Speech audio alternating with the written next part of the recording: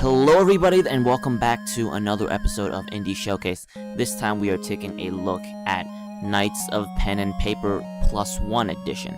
So in the beginning, Knights of Pen and Paper was released on iOS and Android, but now has recently been ported to Steam. So let's check this out. I'm just gonna go right into my save file that I've created. I have a little party here. So basically this is a fourth wall breaking tabletop RPG. Like it kind of, as you can see in the front of the screen, we see the table, and right now we have four players that are on this table RPG adventure, and basically it plays like a turn-based RPG, kind of JRPG-ish style, but that does kind of take a lot of influence from the traditional tabletop RPG formula. So let's just get right into it. I'm just gonna go on a quest here to rescue a merchant. Let's head out.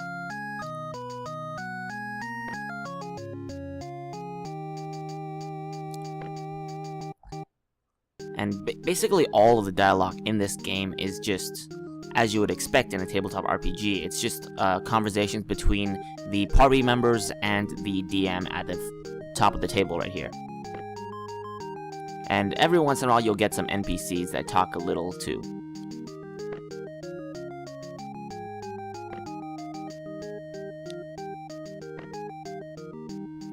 I'll let you read the text for yourself, but a lot of it is actually quite hilarious. Alright, we're gonna get right into some combat here. I think I'm a little overleveled for this, I'm not completely sure, but right now we have some spells. Yeah, I just one-shotted the bats, so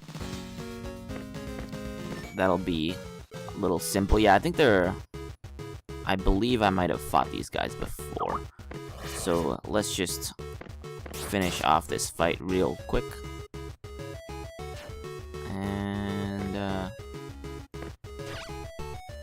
There we go. So as you can see, it's a very standard JRPG or turn-based battle style, where, as you can see here, there are numbers beneath each character, and this determines the order of the turns.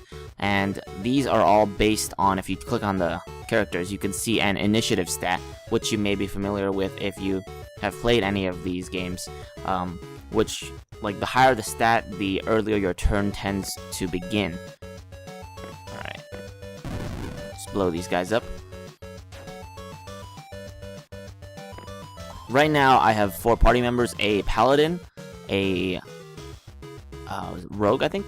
Rogue or thief? Yes, rogue. A rogue, a mage, and a druid. So the druid right now I have being a buffer, while the other party members should be a little more self-explanatory.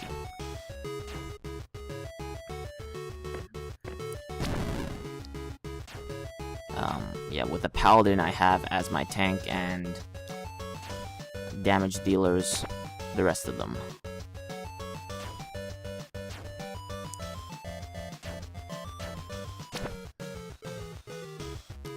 There are, as you can see, there are multiple ways of controlling the party members. Excuse me, I need to make a call. There's a lot of fourth wall breaking dialogue in this game, and for the most part it's very tasteful and quite entertaining, so I really recommend checking this game out. It's a lot of fun, and you can tell that the devs definitely put a lot of work in this. I haven't really gone into it earlier, but this is a game that's developed by a studio called Behold Studios, and it's published by Paradox, who you may have heard of before. They're the publishers and developers that are behind grand strategy games like Crusader Kings, and generally they put out some very decent games, and this is definitely one of them. I'm having a very great time with this. If you enjoy any kind of turn-based RPG. You'll have a blast playing this. There's a lot of really, really great humor, and it plays really well. Let's finish off this quest. Okay, so let's go a little bit over the mechanics and the financial or the monetary model for this game. So as you can see in the upper right corner, we have some gold that we will get at the end of every battle, which can be modified with various things that you buy. For example, I think there are some like snacks. Again, this is pretty wall breaking. These are actually supposed to be snacks for the players, which are temporary buffs that last a certain amount of time. And as you go through the items, you can also get drinks that also last a certain amount of time, and then there are more permanent items that give you special effects like additional skill duration, more EXP, item find, and etc. And there's just like the room that they're supposed to be playing the tabletop RPG in is, for the most part, pretty customizable. There's furniture, there's the door, there's the rug you can see behind him, and the book that he uses to DM with, and like pets like this dragon over here, and even the walls are pretty customizable. But anyway, all this and the in-game items from the shops can be bought with gold that you get after each battle, and if you would like to, you can also purchase the gold with real money, which from what you can see here, it's around 300 gold for $1, and it scales pretty crazily, like 300 golds for $1, but when you can get 10,000 for $5, which is just a ridiculously amount to get. I mean, I'm right now at 670. I kind of just started. I've played about maybe an hour, maybe less than an hour of this game. Probably, I've spent around a few hundred, I think. So I would guess that I've only spent a total of around maybe 700, 800 gold. So I would have put myself at around 1.5k, which even if I spent $5 and bought the 10k gold pack, that still leaves me with a ton of gold. So I really think that this is definitely not a pay to win kind of strat, especially because it's a single player game. If you want to save some time and spend your money on this game, I think it's not too big of a steal, or at least it's not like a lot of pay to win games that you often see coming out of the iOS, where they're just kind of money grabbing and take as much of your money as they can. But in this case, I approve of this method, and if you really want to, like I haven't actually spent any money on this game yet, and I don't think I really need to, because I'm having a good time right now. I haven't actually used up all my money. I haven't really found a reason to, or a way to use all my money yet, but I assume that it's gonna scale up a lot in the future. But anyway, enough of this. Let's get right back into it and move on. Let's fight some slimes here.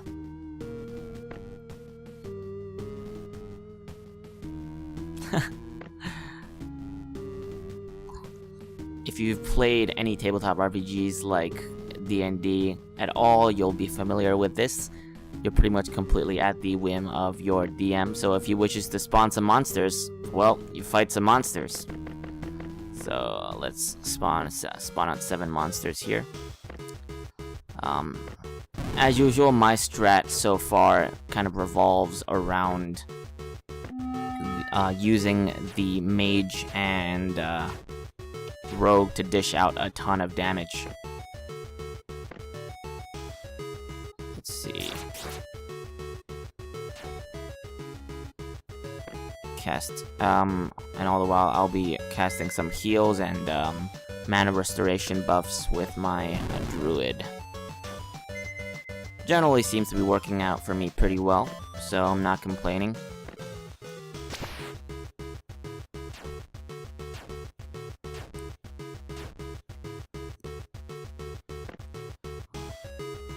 As you can see, there is a quite substantial threat system in this game. So as you can see that pretty much the only person taking damage is my paladin, which is great for me. Right now I have him on threat 49, which means that 89% of the time he's going to be taking damage, which is very, very important for making it very far in this game, because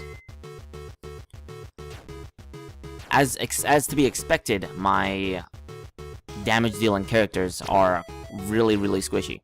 So they die in very, very few hits, so you really have to make sure that they are all healed up, or rather that they don't even take any damage at all, as would be preferable. Making sure my paladin's shield is up. The shield is a skill that makes him receive half physical damage, which, as you would expect, is extremely important for us. Alright. Shouldn't take too much longer to finish these guys off. I'm out of mana on my mage, so I will just play it a little safe. Just one guy left. Let's take him out with a double strike. Oh, wow. He actually has a lot more HP than I expected. There we go. That's the end of him. As you can see, at the end of each battle, you get EXP, and the EXP is spread across your entire party. Each player, or each character, well, because of the format of it being a pseudo tabletop RPG, you're technically playing the players. But yeah, each player receives that amount of EXP as long as they're not dead by the end of the battle. So you really want to make sure that every character is alive at the end of any big battle, especially boss battles, because those tend to give you a lot of EXP. But either way, you get gold. See, as you can see here, I got 48 gold, which is a pretty decent amount. That's almost 10% of my gold already just in this one big fight. And you also have a chance to get items on the bottom here. And so we can move on. Oh, before that, I have actually leveled up on 3 of my guys. So as you can see, there are 4 skills on each person and a passive skill that is based upon the character you choose. For example, this character on my rogue, I have the Lucky Gal, which gives me an extra point on dice when rolling, which is very useful when calculating the critical chances and stuff. But anyway, right now I'm kind of focused on using the double strike because it does a lot of damage, and that's what I am mostly putting my rogue on doing. Anyway, let's upgrade the meteor strike again. Kind of been focusing on that quite a bit. And maybe let's upgrade our Gaia's Blessing, which is our mana healing spell. As you can see here, after the end of certain quests, you will actually have a dice roll that'll decide what bonus loot that you'll get. In this case, we got a grindstone, which is used to upgrade the blacksmith. Anyway, let's go through this dialogue here.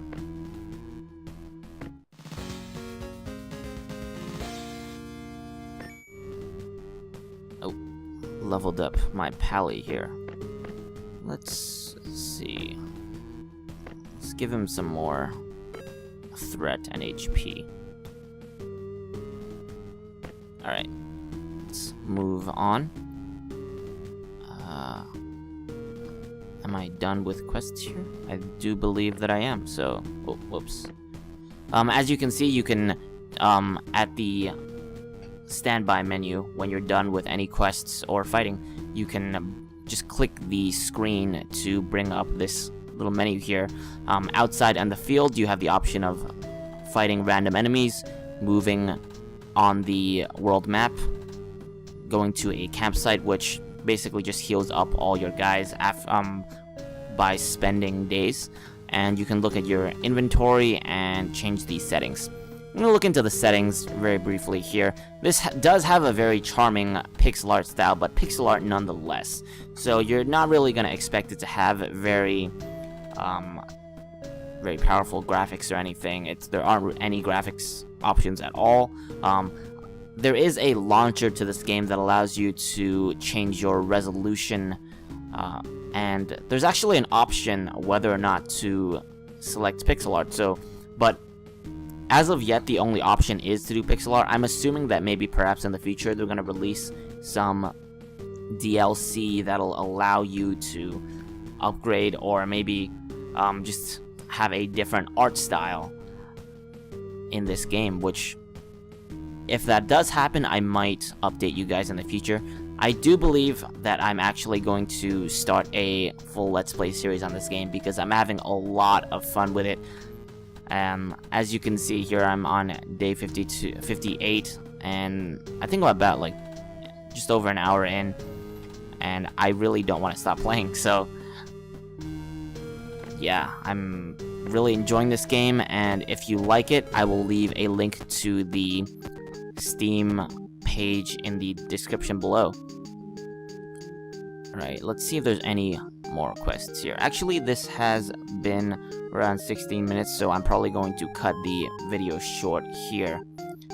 Thank you for watching. This has been Knights of Pen and Paper +1 edition, and I will see you next time.